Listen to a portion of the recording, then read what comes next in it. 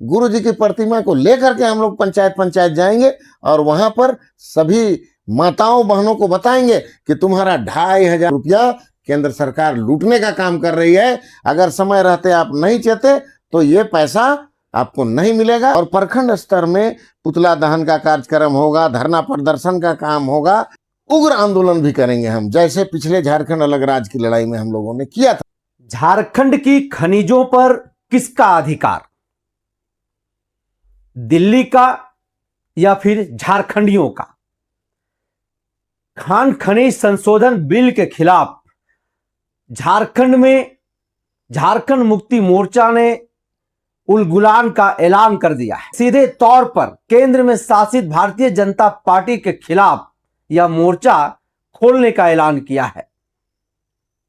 और आज इसी मुद्दे पर बातचीत करने के लिए हमारे साथ झारखंड मुक्ति मोर्चा के वरिष्ठ नेता और रांची जिला के संयोजक प्रमुख मुश्ताक आलम हैं।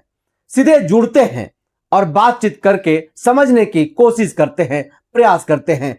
मुश्ताक जी, खान खनिज संशोधन बिल में ऐसा क्या है जिसे झारखंड मुक्ति मोर्चा झारखंडियों के खिलाफ में मान रही है और इसके खिलाफ उलगुलान का झारखंड मुक्ति मोर्चा ने ऐलान भी कर दिया है? देखिए, खान खनिज विकास और विनियमन विधेयक 2026 लोकसभा में आनन फानन में लाया गया 13 तारीख को, और उसे लोकसभा से भी पारित करा दिया गया, राज्यसभा से भी पारित करा दिया गया।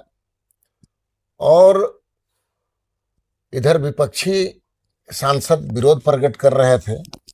ऐसी परिस्थिति में ऐसा क्या बात था कि आनन फानन में इस बिल को लाना पड़ा, और आज वो बिल माननीय राष्ट्रपति महोदया के पास जाने वाला है। और जब उसका साइन हो जाएगा तो उनके साइन के बाद ये कानून बन जाएगा और ये देश में लागू भी हो जाएगा।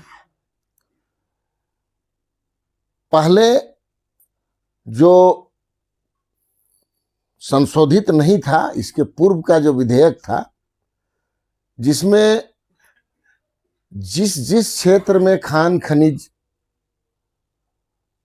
निकलते थे, जिस जिस राज्यों में, उस राज्य के लोगों के लिए एक रॉयल्टी फिक्स था और रॉयल्टी के ऊपर में शेष भी फिक्स था। रॉयल्टी के ऊपर में टैक्स के ऊपर टैक्स फिक्स था, जिससे उस क्षेत्र की जनता का, उस राज्य की जनता का विकास होता था। झारखंड में भी हिंदुस्तान के 40 नहीं बल्कि 47% खनिज है, जिसमें कोयले का रॉयल्टी अलग है, अबरक का रॉयल्टी अलग है, बॉक्साइट का रॉयल्टी अलग है, लोहे का अयस्क का रॉयल्टी अलग है, यूरेनियम का रॉयल्टी का अलग है, तांबा का रॉयल्टी का अलग है। इस तरह से जितने भी खनिज, चाहे हीरा हो या सोना हो, सबका रॉयल्टी का अलग अलग शेष मिला करता था। और ये कमोबेश 12,000 से 16,000 करोड़ रुपए तक होता था। जब झारखंड में बीजेपी समर्थित या बीजेपी की सरकार नहीं रही, तो केंद्र की बीजेपी की सरकार ने साजिश शुरू किया और इस क्षेत्र में राज करने वाले लोकप्रिय सरकार माननीय हेमंत सोरेन की सरकार को कैसे सत्ता से हटाया जाए, कैसे सत्ता से बाहर किया जाए, उसकी साजिश चलने लगी। ये लोकप्रियता इतनी हासिल कर चुके हैं माननीय हेमंत सोरेन कि लोगों के दिलो जबान पर इनका नाम है, और ये तरह तरह के जनोपयोगी योजनाएं ला करके इस क्षेत्र की जनता की भलाई के लिए काम कर रहे हैं। इसमें जैसे मैया सम्मान योजना जो पूरे देश के लिए एक आश्चर्यजनक योजना था, जिसको इन्होंने लाया, आज इसका अनुसरण दूसरे राज्य वाले भी कर रहे हैं।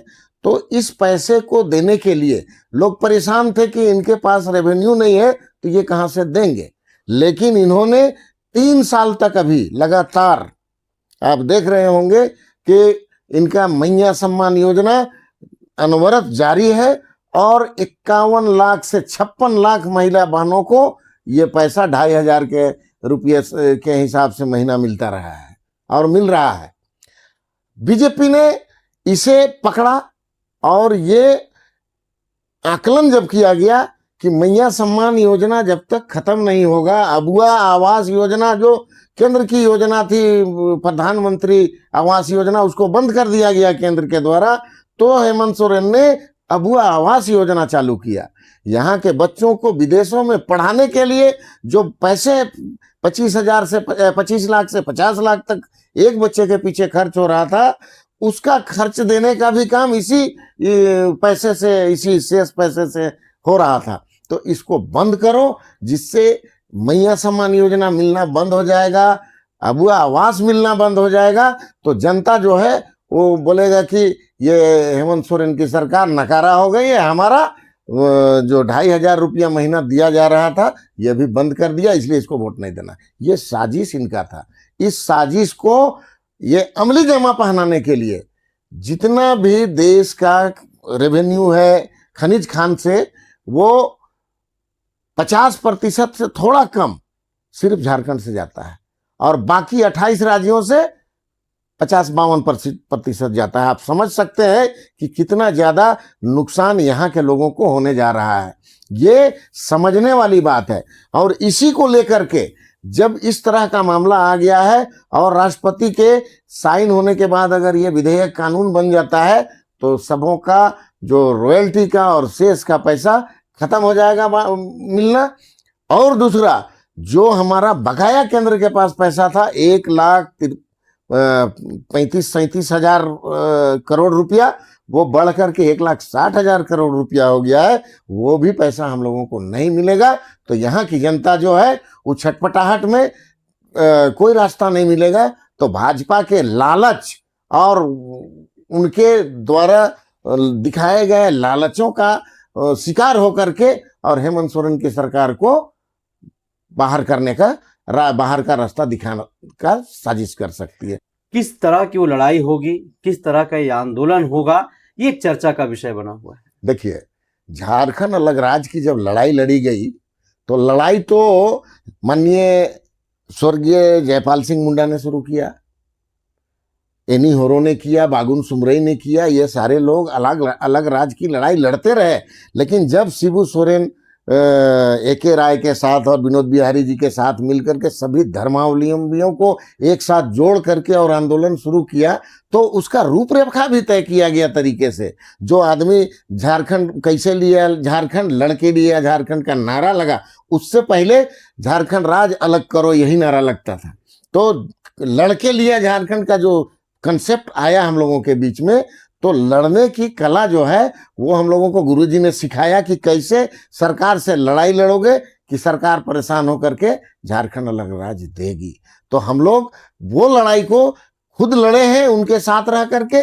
इसलिए हम लोगों को पता है कि चरणबद्ध आंदोलन जो उस वक्त में हम लोगों का चलाया गया था कि पहले जन जागरण अभियान ग्राम स्तर पर, पंचायत स्तर पर लोगों के बीच में जाकर के इन सारी बातों को माइक के जरिए गुरुजी की प्रतिमा को लेकर के हम लोग पंचायत जाएंगे और वहां पर सभी माताओं बहनों को बताएंगे कि तुम्हारा 2,500 रुपया केंद्र सरकार लूटने का काम कर रही है। अगर समय रहते आप नहीं चाहते तो ये पैसा आपको नहीं मिलेगा, जिसके सहारे आप अपने बच्चों का फीस जमा करते थे, स्कूल का पेंसिल किताब लिया करते थे, या और छोटी मोटी बीमारी में अपनी दवा बीरो किया करते थे, वो सारा चीज बंद हो जाएगा।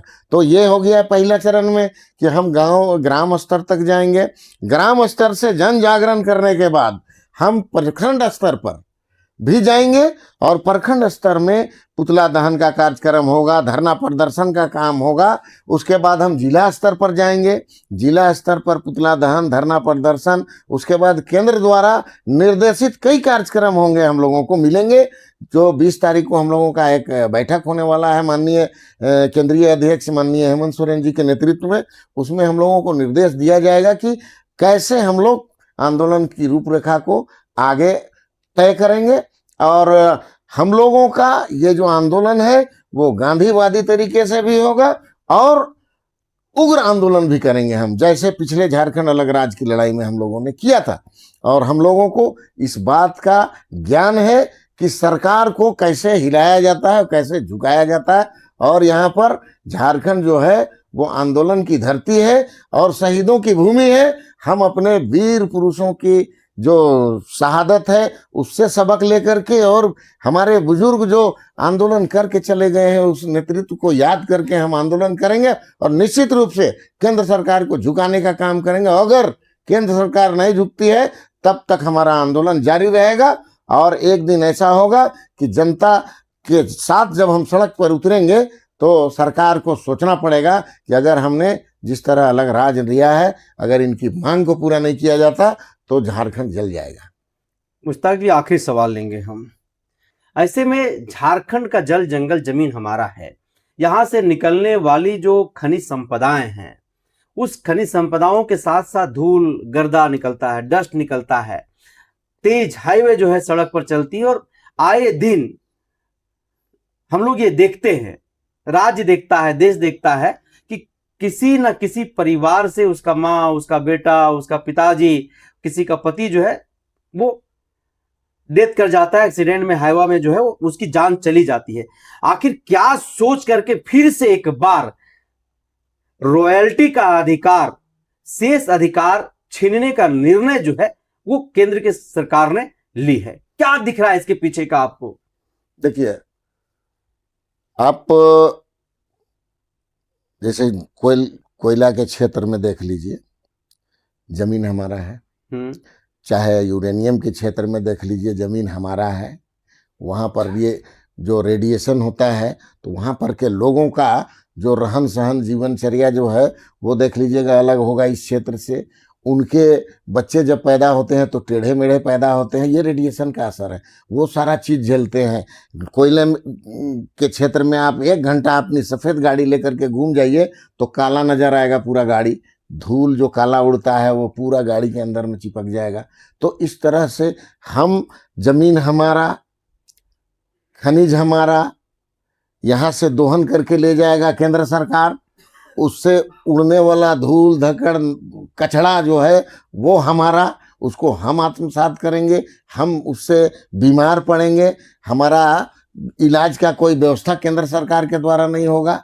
तो इस तरह से हर चीज में नुकसान सिर्फ हमारा, और रॉयल्टी में कोयला हमारे क्षेत्र से जाएगा तो उसका अधिकार भी छीन लिया जाएगा। ये तो बेईमानी है और ऐसी बेईमानी को हम लोग पटल पर उतारेंगे जमीन पर और जनता के साथ जिस तरह से आंदोलन किए थे अब इनकी साजिश जो है उसको बेनकाब करेंगे। और हम उम्मीद करते हैं कि राष्ट्रपति महोदया झारखंड की राज्यपाल रह करके जा चुकी हैं, इसलिए उनके दिमाग में इस क्षेत्र का खाका जरूर होगा और वो भी यहाँ के आदिवासी पिछड़े मूलवासियों का पक्षधर रही है। तो हम उम्मीद करते हैं कि राष्ट्रपति महोदया भी सोचने पर मजबूर होगी और वह बिल पर साइन नहीं करेगी, विधेयक पर, और हमारा जो रॉयल्टी का जो ये है वो फिर से बहाल होगा। तो खान खनिज संशोधन बिल के खिलाफ झामुमो ने उलगुलान का ऐलान कर दिया है। और अभी आप मुश्ताक आलम को सुन रहे थे, इन्होंने स्पष्ट तौर पर कहा कि अगर यह काला कानून केंद्र सरकार वापस नहीं लेती है तो हम गांव-गांव जाएंगे, लोगों को बताएंगे कि कैसे केंद्र में शासित भारतीय जनता पार्टी की सरकार आपके अधिकारों को छीनने का प्रयास कर रही है, कैसे काला कानून के तहत जो है आपको नुकसान पहुंचाने का काम कर रही है, कैसे आपको खत्म करने का साजिश रच रही है। ये हम गांव-गांव जाकर के बताने का काम करेंगे। और आखिरी उम्मीद देश की राष्ट्रपति से है, वो जानती है कि झारखंड के लोग किस तरह से हैं, झारखंड का रहन सहन क्या है, झारखंड के लोग कैसे धूल गर्दा खा करके भी वो जीवन जी रहे हैं। तो उनसे एक उम्मीद है कि जो विधेयक, जो बिल सदन से पास हुआ है उस पर वो हस्ताक्षर नहीं करेगी और जो हमारे पास शेष अधिकार था वो अधिकार ज्यों का त्यों रहेगा और झारखंडियों को जो लाभ रॉयल्टी के तौर पर मिलता था वो रॉयल्टी झारखंडियों के हित के लिए मिलता रहेगा। अब क्या कुछ होता है इसमें हम वो भी आपको अपडेट पहुंचाने का काम करेंगे और ऐसे शख्सियतों से बातचीत करके इस विधेयक से संबंधित जानकारी भी हम आप तक पहुंचाएंगे। फिलहाल दीजिए इजाजत, नमस्कार।